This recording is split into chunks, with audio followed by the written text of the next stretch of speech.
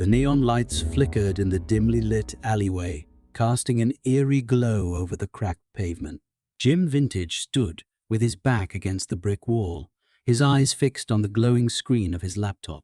Mira Winter, a tall, lean figure with a shock of white hair, leaned against a dumpster nearby, her arms crossed over her chest.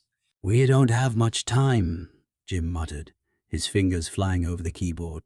"They're closing in on us." Mira nodded, her eyes scanning the alleyway for any sign of movement. "I've got the package," she said, holding up a small, sleek device. "We need to get out of here." Jim closed his laptop and shoved it into his backpack, then pulled a small device from his pocket. He pressed a button, and a loud, high-pitched sound filled the air, causing both Jim and Mira to wince in pain. "What the hell was that?" Mira hissed, her hand going to her ear. "It's a sonic disruptor," Jim explained, his voice strained. "It'll buy us a few more minutes."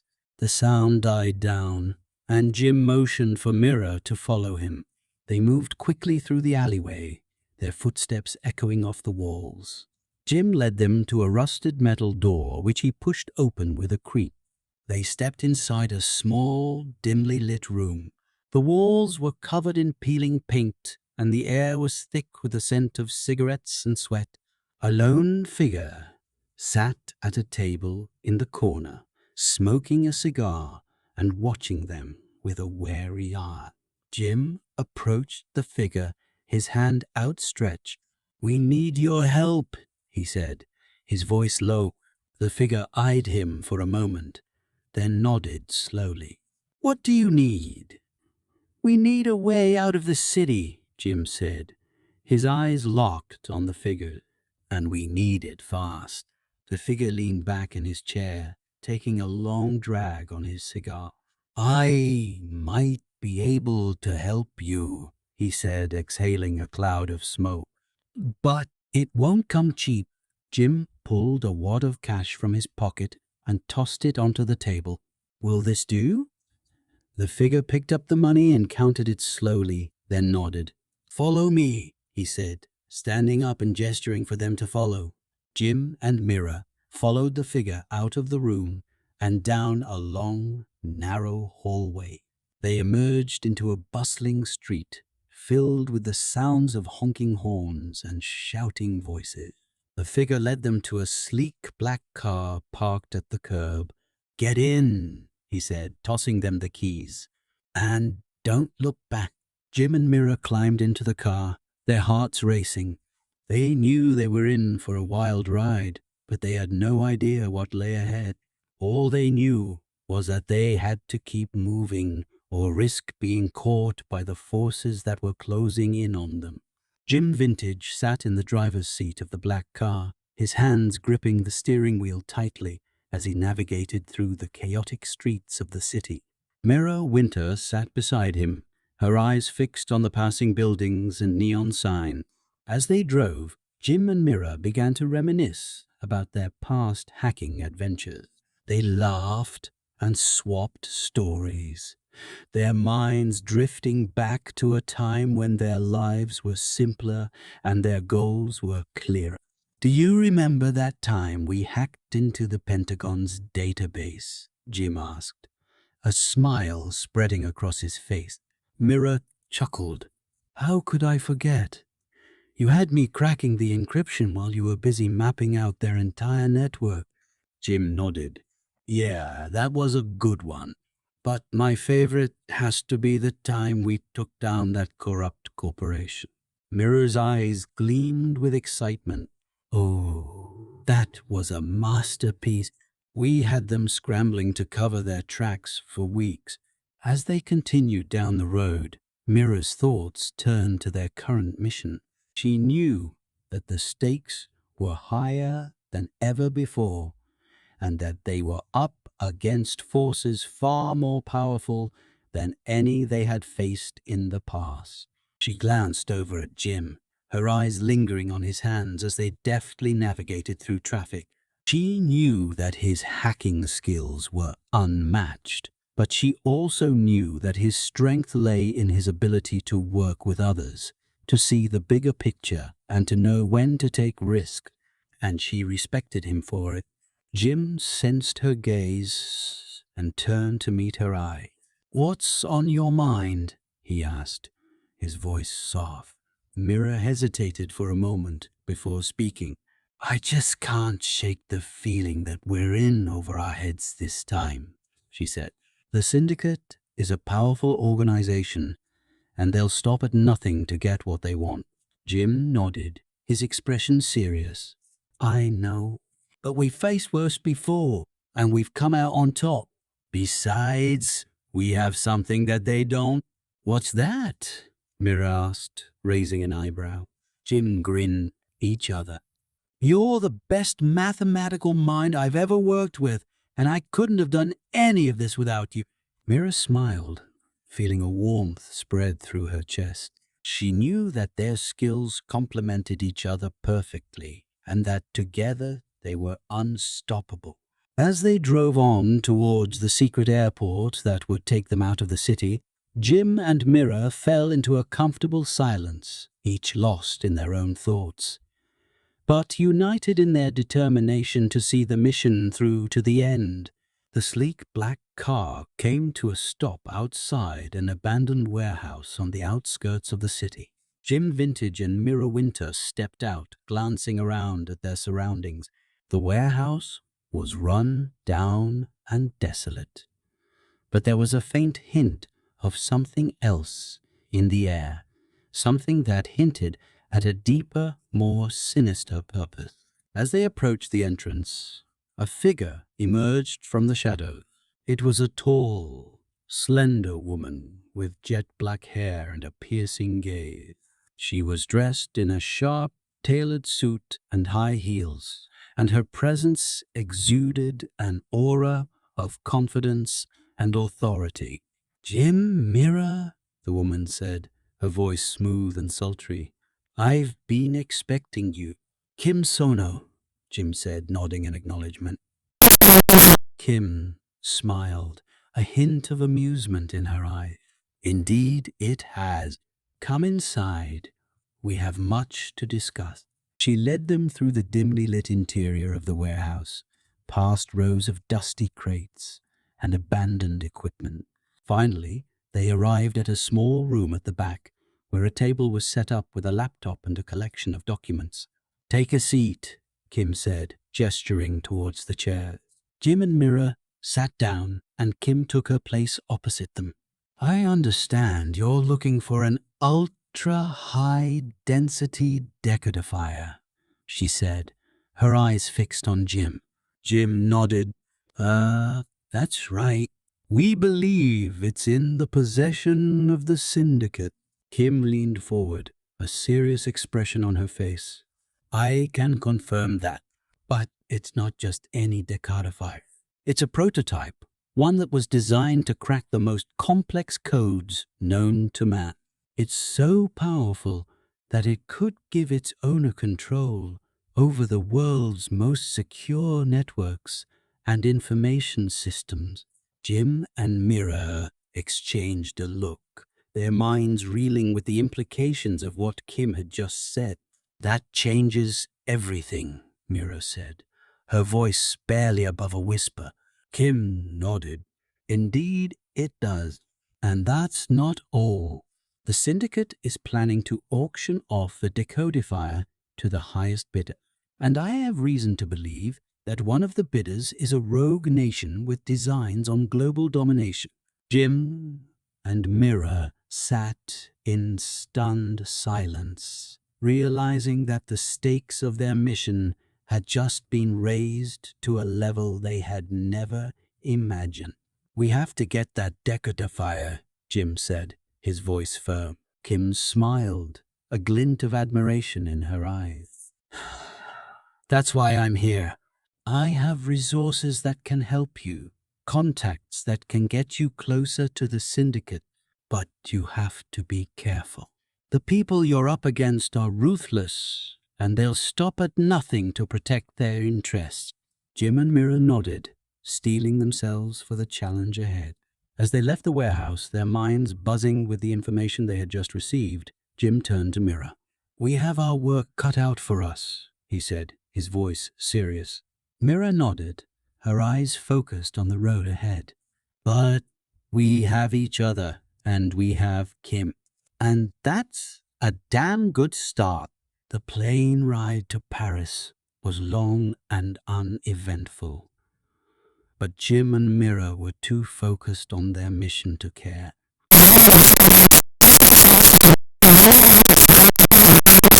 As they sat down to enjoy their coffee, they were approached by a man with a twinkle in his eye and a sly smile on his face. He was dressed in a top hat and tails and carried a deck of cards in his pocket. "Bonjour, mes amis," the man said, introducing himself as Fred. "I hear you're looking for something that's quite difficult to obtain."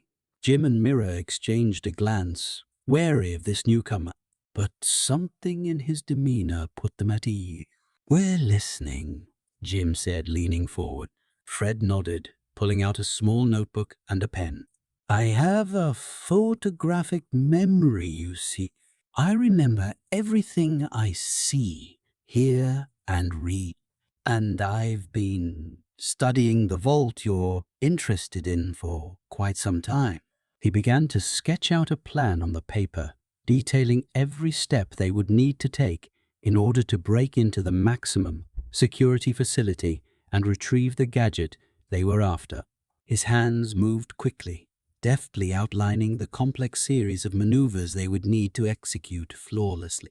Jim and Mira listened intently, impressed by Fred's attention to detail and his ability to recall even the smallest of facts. "This is brilliant," Mira said, studying the sketch. "But how will we get inside?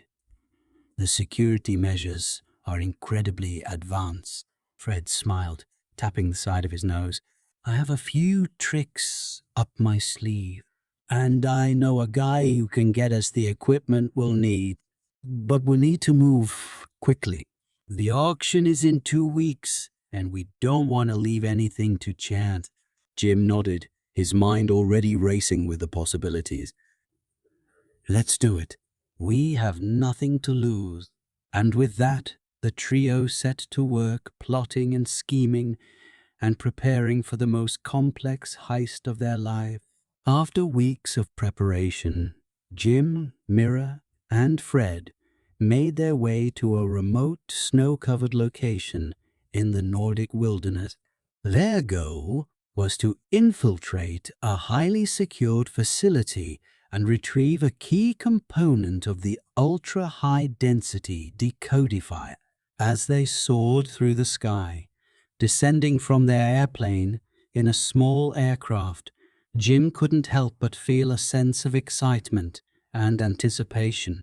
He knew this was going to be their most challenging heist yet, but he also knew they were up for the task. They landed safely, quickly shedding their parachutes and making their way through the snow-covered landscape. The facility was hidden deep within a mountain range, and their journey was long and treacherous. But finally, after several days of hiking and climbing, they reached their destination. The facility was heavily guarded, with advanced security measures and armed patrols at every turn. They made their way inside, their hearts pounding with adrenaline as they avoided detection, and made their way to the secure vault where the component was held.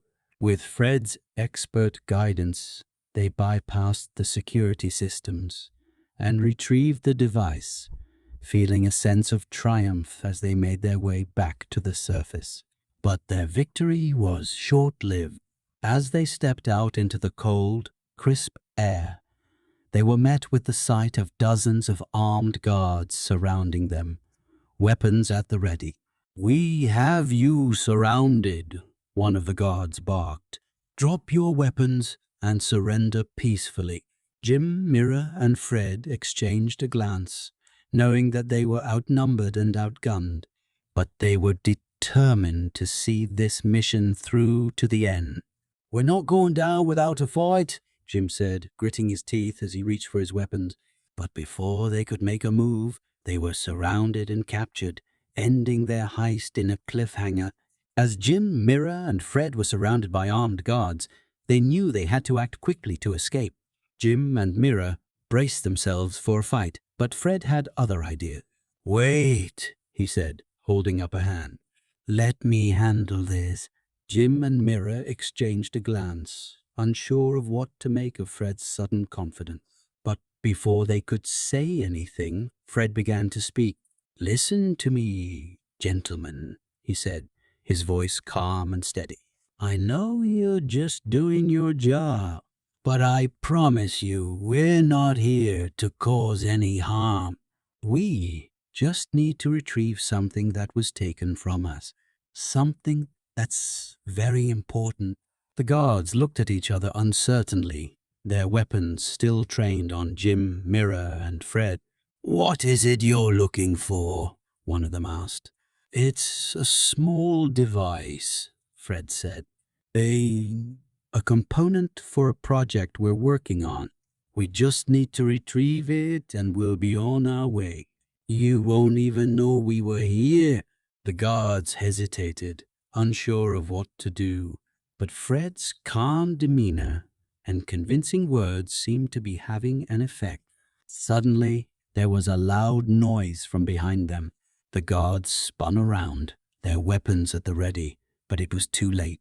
Fred had disappeared, leaving behind a puff of smoke and a deck of playing cards. Jim and Mira exchanged a glance, unsure of what to make of the situation.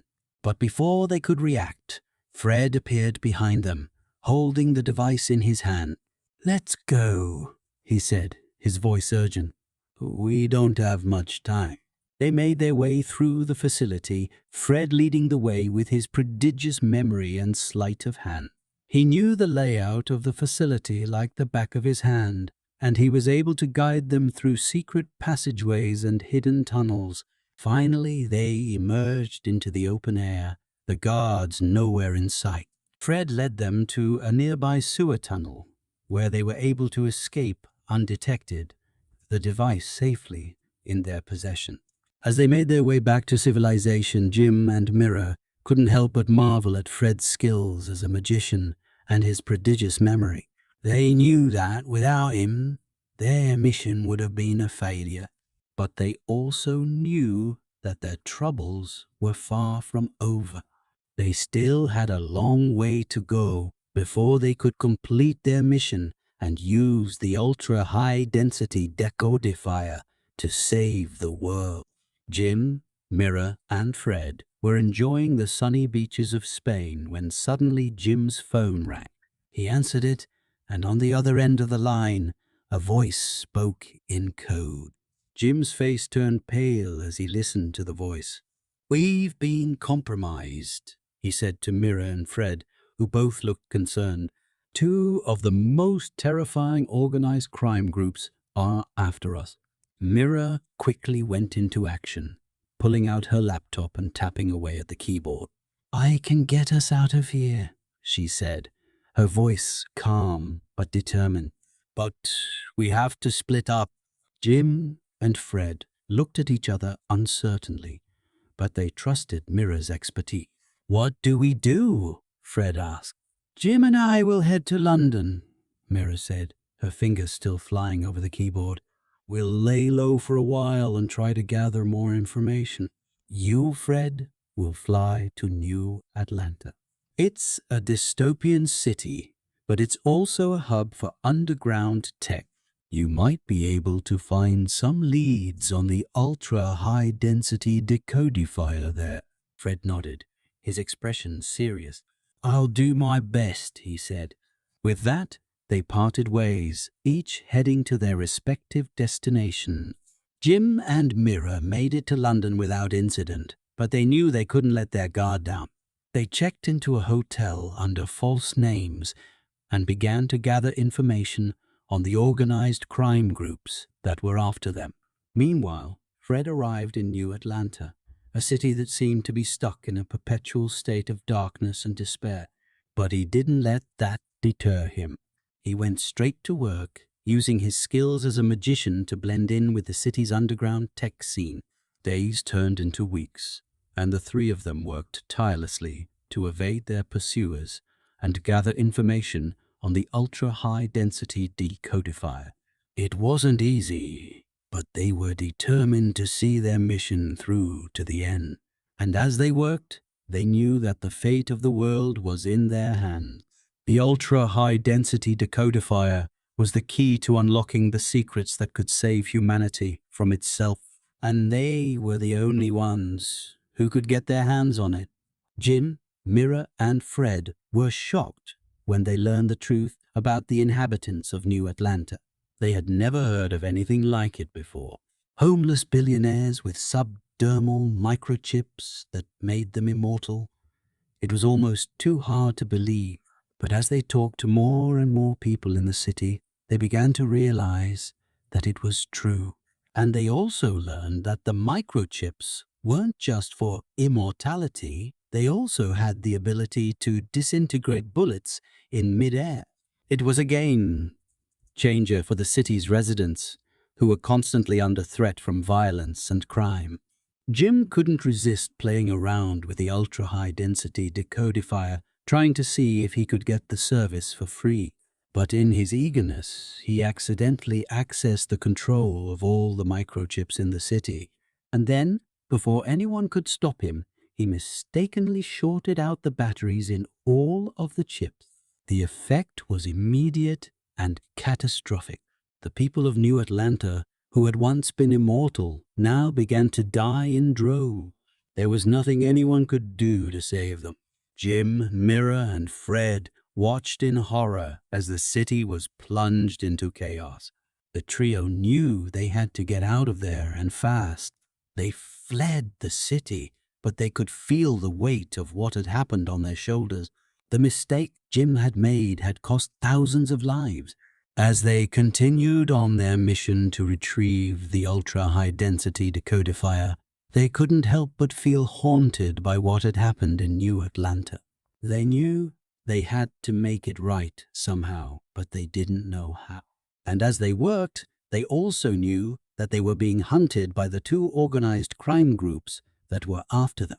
But that seemed like a minor concern compared to what had happened in New Atlanta.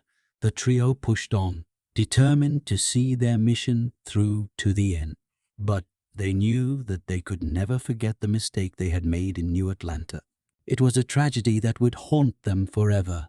Kim Sono was devastated when she learned about what happened in New Atlanta. She knew she had to help the trio in any way she could.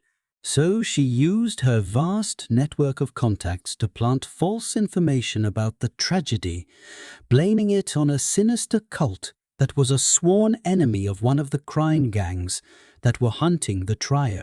The plan worked perfectly. The crime gangs were fooled, and an underground battle erupted between them and the cult, decimating both organizations. The trio watched from a distance, relieved that they were no longer being hunted. When it was all over, they met with Kim and thanked her for her timely help. She simply smiled and told them that it was the least she could do. But even with the danger seemingly behind them, the trio knew that they could never forget what had happened in New Atlanta. They knew that they had to find a way to make things right. And so they continued on their mission to retrieve the ultra-high-density decodifier, hoping that they could somehow use it to undo the tragedy they had inadvertently caused. As they worked, they also knew that they were still being hunted by other criminal organizations that wanted the decodifier for their own purposes. But they were undeterred. They were determined to see their mission through to the end, no matter what the cost. As the trio continued on their mission, Fred suddenly disappeared without a trace. Jim and Mira were left to decipher a complex problem that Fred had been working on. It involved building an upgraded version of the decodifier, one that was even more powerful than the original. The process was arduous and required countless hours of calculations, testing, and experimentation. First, They had to gather the necessary materials, some of which were extremely rare and difficult to obtain. Then they had to construct a complex system of circuits, processors, and wiring, all designed to work together seamlessly. Finally, they had to test the device, making sure that it was functioning properly and that it was able to handle the high demands of their mission. After weeks of hard work, the upgraded decodifier was finally complete. When they activated it, a hologram suddenly popped out, projecting an image of a completely new type of technology that no one had ever seen before. It was a device that could manipulate matter at the atomic level, allowing for the creation of virtually anything imaginable. The hologram demonstrated how this new technology could be used to build structures, produce food, and even heal injuries and illnesses. Jim and Mira were amazed by the possibilities and knew that this technology could change the world forever. But with great power came great responsibility. They also knew that this technology could be incredibly dangerous in the wrong hand. They vowed to keep it safe and use it only for good. With their mission complete, they set off to find a way to share this amazing new technology with the world, while also keeping it out of the hands of those who would use it for evil. As Jim and Mira set out to share their revolutionary new technology with the world, they were ambushed by a mysterious foe.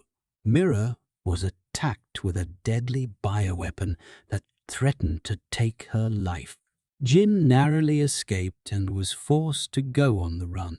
Desperate to save his friend, Jim turned to the decodifier. Using its advanced capabilities, he was able to analyze the bioweapon and create an antidote. But time was running out, and Jim knew that he had to act fast if he was going to save Mira's life.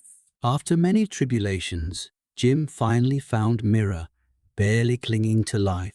He administered the antidote and prayed that it would work. Miraculously, Mira began to recover. She was weak and in pain, but alive. As they made their way to safety, Jim and Mira realized that their mission had become much more than just sharing a new technology with the world. They had become protectors of humanity, fighting against those who would use science and technology for evil purposes. From that moment on, Jim and Mira dedicated their lives to using their skills and knowledge to make the world a better place. They continued to develop new technologies and share them with the world, always vigilant against those who would seek to use them for their own selfish ends. Together they became legends in the world of science and technology, fighting for the greater good and making the world a safer place for all.